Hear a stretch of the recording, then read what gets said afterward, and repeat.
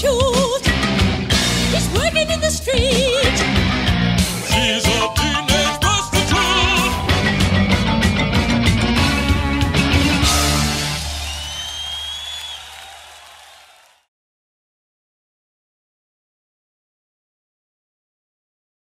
Mercredi 15 septembre 2010, suite de la garde à vue de Lawrence Turner, commissariat de Bourges. Admettons, monsieur Turner, admettons. Encore que je n'ai pas le souvenir que Victor Hugo ait tâté du bagne avant d'écrire Les Misérables. Mais vous êtes un poète. Avec vous, les disputes deviennent des instants de pure lumière et la prostitution un happening littéraire. Bravo. Elle vous fait donc part de cette inflexion notable dans sa carrière d'auteur. Et vous, de votre côté, très naturellement, j'imagine, comme tout bon proxénète qui se respecte ou qui s'ignore, vous lui dites « Bravo, ma chérie, bravo. Quelle sage et enthousiasmante décision. Je suis tellement rassuré, si tu savais. J'ai eu peur à l'instant que tu ne te sois décidé à entrer dans la police. » Expliquez-moi tout ça, monsieur Turner.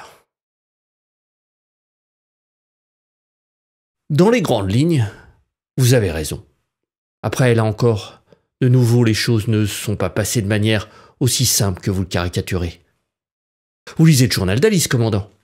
Alors pensez précisément à tous ces postes sinistres qu'elle écrivait entre le moment où elle est arrivée à Bourges et celui où elle a tourné le dos à la chance d'avoir un CDI dans une boîte de rêve, lorsqu'elle citait Léo Ferré, toute cette tristesse qui se lève le matin à heure fixe, ou Aurel San.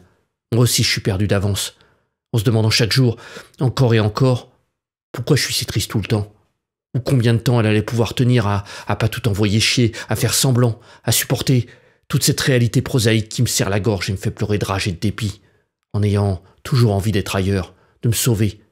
Lorsqu'elle écrivait « C'est pas la vie que je veux » et « Tout ça me désespère, me dégoûte et me terrorise » ou « J'ai trop honte et j'ai honte d'avoir honte ».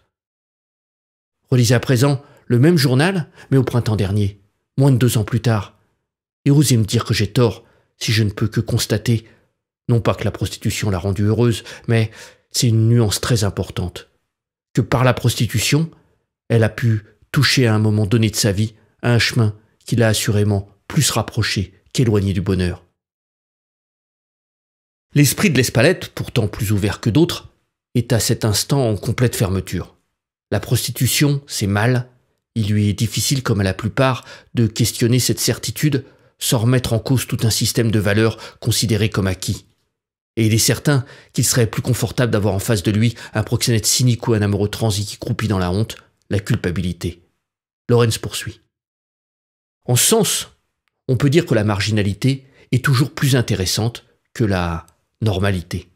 Sûrement pas préférable pour chacun, probablement pas toujours supérieure, mais plus riche, cela me semble une certitude. Et ce d'ailleurs, à l'échelle individuelle comme à l'échelle collective. La normalité, c'est un immeuble dont tous les balcons alignés en façade paraissent identiques, du moins si on les regarde un peu loin.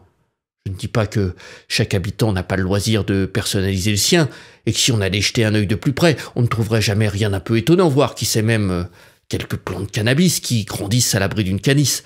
Ça va rarement au-delà de si peu.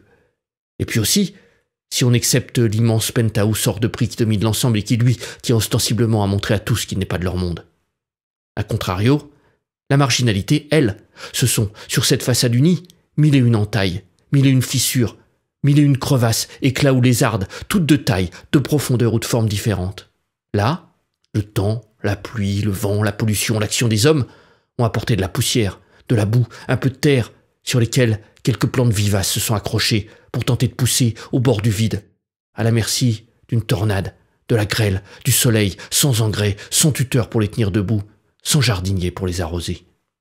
Parce que le hasard les a portés là, ou parce que certaines fleurs ne peuvent exister qu'à très haute altitude, ou au cœur des déserts brûlants, ou sous le blizzard de certaines îles perdues dans le Grand Nord, ou à la pique de falaises vertigineuses, ou que l'exposition des balcons ne leur convient pas, qu'il leur faut plus ou alors moins de soleil, ou pas le matin, elles qui ne fleurissent que la nuit, ou parce qu'elles ne supportent pas les terreaux vendus en grande surface et l'étroitesse des pots en plastique, ou plus simplement encore, parce que personne n'a jamais songé à leur proposer son coin de balcon pour qu'elle puisse se développer à l'abri, sur une surface un peu stable. Peut-être parce qu'aucun locataire n'a envie d'orner son chez-soi de plantes aussi revêches, aussi sauvages. Et d'ailleurs, Le règlement de copropriété interdit de faire pousser de telles espèces végétales dans les parties privatives. De nouveau, il est impossible de déceler ici une seule réalité monolithique, mais à contrario, une infinité de singularités, toutes différentes. Rassurez-vous, j'entends bien que certains jugent qu'il serait préférable, si ce n'est impérieux, de passer ces façades au Karcher, de reboucher avec du béton jusqu'au dernier éclat, de pulvériser généreusement en guise de sous-couche de l'agent orange pour interdire tour de ces mauvaises herbes, avant de repeindre l'immeuble d'un blanc uniforme et pimpant qui rendra à la ville son apparence de propreté et d'ordre. Monsieur Turner, répondez à ma question. Pourquoi avez-vous, semble-t-il avec le sourire, acquiescé lorsque votre ami vous a annoncé qu'elle allait devenir pute, ce qui, ne vous en déplaise, choque le sens commun? Je vous écoute. Toutes ces lézardes, ces failles, ces fêlures, ces anormalités, ces accidents dans le béton uni de notre façade. Je vous disais tout à l'heure qu'elles étaient toutes de taille, de profondeur ou de forme différentes, véritablement extrêmement différentes. Et cela n'aurait aucun sens de chercher à les réunir en une seule entité, une seule étiquette, un seul schéma plus ou moins général quant à leur cause, leur réalité ou leurs conséquences. Cela étant, qui est très important et qui doit être nettement entendu, je tente malgré cela de dégager ici, non pas le portrait robot, non pas les portraits robots, mais disons les airs de famille qui pourraient rassembler tous ces gens qui, par inadaptation ou par refus, ou le plus souvent par un mélange riche et complexe des deux, dont il est vraiment très difficile de déterminer les justes proportions, se sont retrouvés à pousser en dehors des balcons. J'ai commencé par inspecter la fissure socialement la plus présentable, celle qu'on conserve précieusement dans les musées quand, 50 ou 100 ans plus tard, le reste des ruines de l'immeuble, oublié par tous, a rejoint une décharge. Avant d'attaquer, très bientôt, je vous le jure, la crevasse qui nous occupe et à laquelle la société réserve son plus violent stigmate, creusons juste encore un peu rapidement une lézarde, parmi tant, située à mi-chemin entre les deux.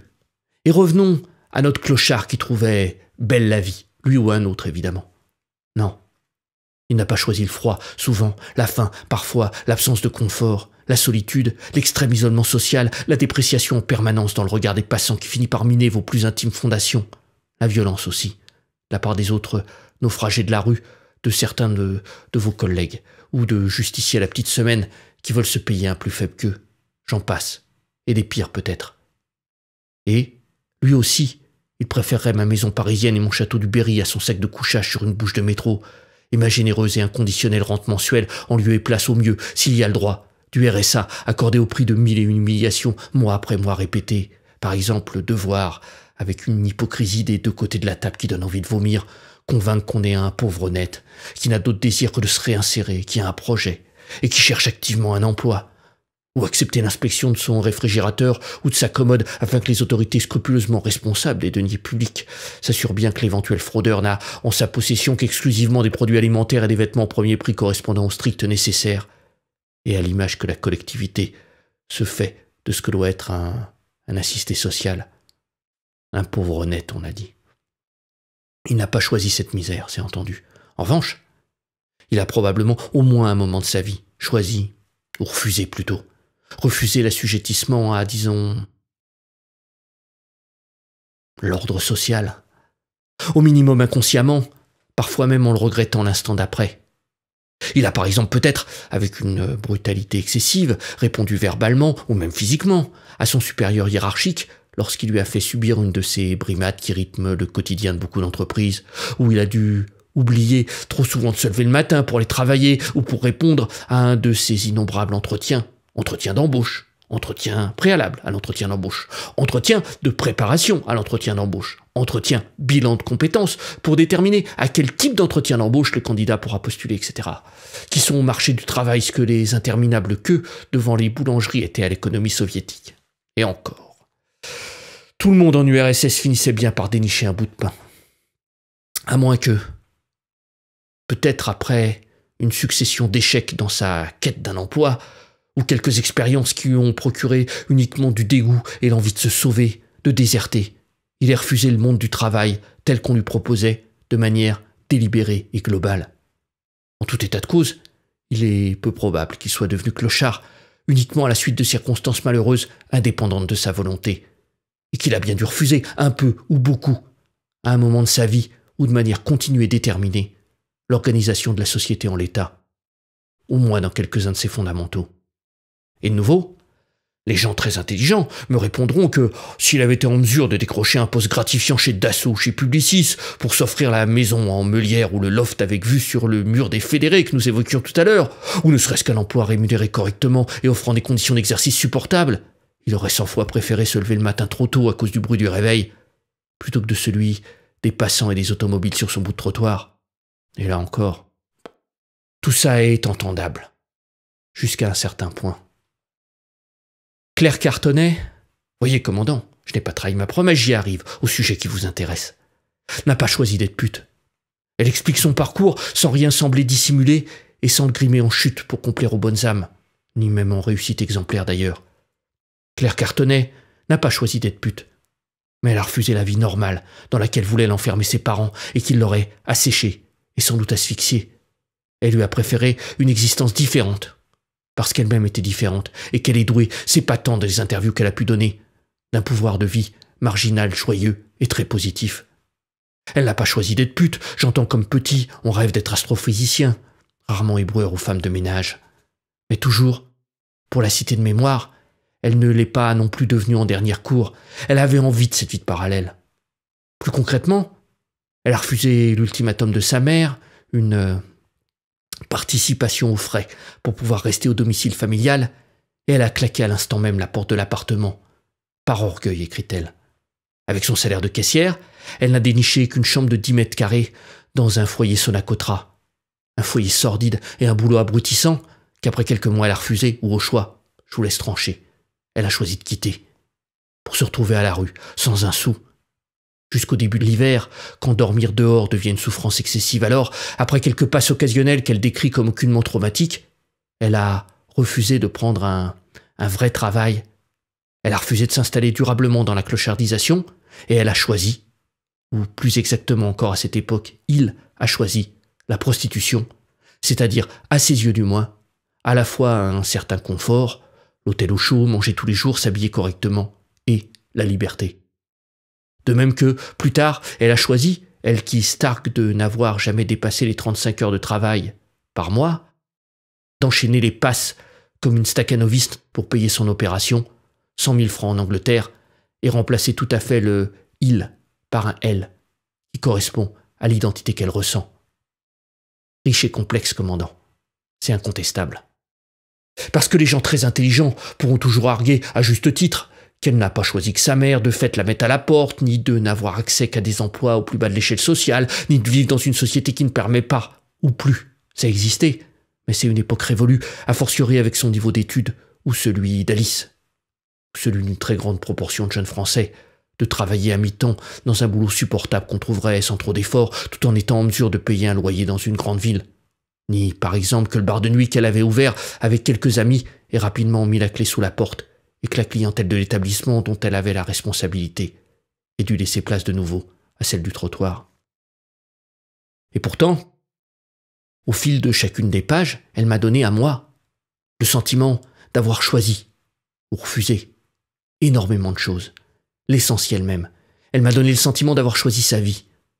En tout cas plus que si, avec la même inadaptation à la normalité sociale et la même inadéquation avec son genre de naissance, elle avait baissé la tête, accepté le principe de réalité et s'était résignée à un travail et à un sexe qui ne lui convenait pas et l'aurait rendue assurément malheureuse. Enfin non, pardon, malheureux, justement. Elle m'a donné le sentiment d'avoir plus choisi sa vie que la plupart des gens, ou du moins que moi par exemple, qui a été mis tout petit devant un piano et qui est choisi, ou jamais refusé, de faire le conservatoire. Je ne me plains pas, du tout, pas un seul instant. Je ne voudrais pas être mal compris, je dis simplement que mon parcours était écrit d'avance. Le sien, non. Et que les gens très intelligents qui m'expliqueront qu'elle n'a rien choisi auront tort. Aussi tort que lorsqu'ils affirment que toutes les prostituées sont nécessairement aliénées, alors qu'il est incontestable que Claire Cartonnet a profité plus et plus souvent que la plupart des individus de l'usage de sa liberté. Alors bien sûr, ces gens très intelligents, qui ont raison et qui veulent faire le bien, nous vous expliquerons qu'un individu sain et raisonnable ne peut pas avoir envie de changer de sexe, ni d'être clochard, ni a fortiori de se prostituer. De même qu'ils ne voudraient pas mourir d'un accident de voiture, d'une cirrhose ou d'un cancer des poumons, ni vivre comme un Romanichel. Pardon. J'aurais dû dire Jean du voyage, comme l'exige le politiquement correct. Et errer de camp insalubre en camp insalubre, alors qu'avec une adresse fixe dans une HLM de banlieue, ces enfants pourraient suivre une scolarité normale. Ou qui ne peut pas aspirer à loger dans un squat, ni à y présenter ses productions artistiques, ni pourquoi pas, à se ridiculiser chaque jour en allant acheter son pain avec une crête rouge ou bleue ou verte sur la tête. On ne sait jamais bien où le raisonnable s'arrête avec ce type de certitude. Alors, ces gens très intelligents, qui ont raison, qui veulent faire le bien, s'arrogent le droit, le privilège de choisir comment doit être dirigée l'existence de tous ces déviants, malsains et déraisonnables, ravalés au rang de sous-hommes, de sous-femmes, incapables de prendre les bonnes décisions pour eux-mêmes et qui, en toute chose, doivent être mis sous tutelle après tout. Il est incontestable, à leurs yeux du moins, qu'ils ont mieux réussi leur vie que ces parias, et que ce n'est nullement le fait du hasard ou d'un mystérieux déterminisme culturel, social et traumatique qu'ils balayent d'un revers de manche, mais bien la preuve que eux sont plus aptes à prendre les bonnes décisions que ces gueux, ce qui, ma foi, est bien normal, puisque eux sont très intelligents. Tout se tient, à bien y regarder enfin, toujours à leurs yeux du moins. Et naturellement, ces gens très intelligents qui ont raison et qui veulent faire le bien ne se donnent jamais véritablement la peine d'écouter, ni même d'entendre, comprendre, n'en parlons pas. Il faudrait pour ça ce que très peu de personnes sont capables de faire, ne pas regarder l'autre à travers le prisme de ses propres ressentis, de ses propres désirs, de ses propres expériences, de son propre système de valeurs, de ses propres affects, de ses propres déterminismes sociaux, culturels et traumatiques, de ses propres certitudes, de ses sales préjugés. Ces misérables pour déterminer c'est qui c'est, leur bien, à eux, les gens très intelligents, et qui leur correspond peut-être réellement, qui les rend réellement heureux, dans leur maison en meulière, leur love d'artiste ou au fond de leur siège à l'opéra, correspond véritablement au bien de ces déviants, afin de leur permettre au mieux, ou au moins mal, de passer au travers de la vie. Mais suis-je bête? Pourquoi les entendre, les écouter, les comprendre, ces gueux, alors qu'ils savent déjà, tous deux, puisqu'ils ne sont, à leurs yeux, que, avant tout, des caricatures minces comme l'intérêt réel qu'ils leur portent, et qui se réduit toujours au final à des archétypes pour lesquels une étiquette avec un nom suffit amplement à les décrire, pute ou clochard, et tout est dit. Eux sont des humains divers qui peuvent librement se désigner, le cas échéant comme ils le souhaitent, parmi un champ illimité de possibles. Profs, dirigeants d'entreprise, syndicalistes, CRS, bénévoles au Resto du Cœur, culturistes, passionnés d'échecs, libertins, fans de death metal ou naturellement, profs, passionnés d'échecs et fans de death metal, etc., etc., etc. Le choix est véritablement infini. Quand ces sous-hommes, ces sous-femmes sont résumés, sont enfermés, sont emmurés dans un cliché et sommés de réduire leur identité à celui-ci, comme si, au fond, n'existait aucun humain différencié et réellement vivant derrière ce masque de fer. Sans compter qu'en les rangeant ainsi dans ce que chacun perçoit comme une catégorie sociale inférieure, classée, dominée, écrit Christine Delphi, on hiérarchise, au moins inconsciemment, la valeur des individus et on disqualifie leur capacité à faire les bons choix lorsque, à contrario, on rend légitime et universel ce lié à la normalité. Définitivement, enfin, toujours à leurs yeux, tout se tient admirablement bien. C'est pour ça que ces gens très intelligents, qui ont raison et qui veulent faire le bien, sont incapables de se représenter ces putous, ces clochards autrement que simplement, exclusivement, caricaturalement malheureux, puisque eux, à leur place, n'auraient qu'un seul désir, ni riche, ni complexe, qu'on les sauve de la rue pour les renvoyer à leur meulière, leur loft ou leur opéra. On les comprend. Mieux en tout cas qu'ils ne comprendront jamais, et pourtant, ce sont des gens très intelligents, que peut-être à leur place, ou plutôt non. À la place que ces gens qui ont raison et qui veulent faire le bien leur concèdent avec mansuétude mais parcimonie et à laquelle on les assigne à se résigner sagement, certaines, parmi ces putes et ces clochards, n'auraient à leur tour qu'un seul désir, qu'on les sauve de leur boulot de caissière et de leur foyer Sonacotra, quitte à les renvoyer à la rue. Et pourquoi ces plantes vivaces qui fleurissaient tant bien que mal chaque année dans les fissures de la façade, fanant quelques jours sur leur balcon, pourtant plus stable, abrités des intempéries, et régulièrement arrosée et nourrie en engrais chimiques par un généreux philanthrope qu'il serait justice qu'elle remercie pour ses attentions charitables. Non, vraiment, c'est à ne rien y comprendre. Leur rangée de poireaux plantés dans le pot en plastique juste à côté, elle se porte à merveille. Si ce n'est pas la preuve que quelque chose cloche chez ces individus. Mais tant pis. Après tout, L'essentiel est ailleurs, dans cette vérité qu'il est hors de question de remettre en cause. Un individu sain et raisonnable ne peut pas préférer une façade délabrée, couverte de fissures, où l'on vit au bord du vide, constamment dans l'incertitude, l'inconfort et la peur, à une autre, réhabilitée, solide, uniforme, propre, parée de blanc et d'orange pimpant. Ces gens très intelligents, qui ont raison et qui veulent faire le bien, me font penser à un groupe de jeunes hommes à la piscine ayant toujours aimé nager et qui jettent dans le grand bain, par surprise de force, un de leurs camarades terrorisés depuis toujours par l'eau, en lui criant avec des rires gras « Mais tu nous remercieras plus tard, c'est comme ça qu'on apprend !» Et ces gens très intelligents, qui ont raison et qui veulent faire le bien, comme notre bande de nageurs, auront été imbéciles, auront eu tort et auront fait le mal.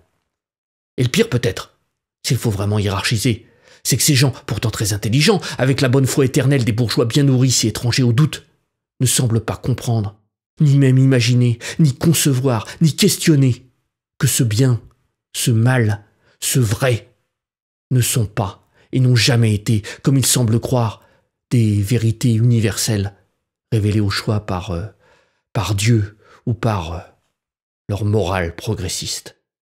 Outre qu'ils ne sont que leur bien, leur mal, leur vrai, outre qu'ils sont le produit de leur propre ressenti, de leur propre désir, leur propre expérience, leur propre système de valeurs, leurs propres affects, leurs propres traumatismes, leurs propres certitudes, leurs sales préjugés, ils sont sans doute avant tout le résultat d'un conditionnement social et culturel, un conditionnement de classe, aurait dit Alice. Bref, ce qu'ils posent comme de l'universalisme n'est rien d'autre que du paternalisme normatif.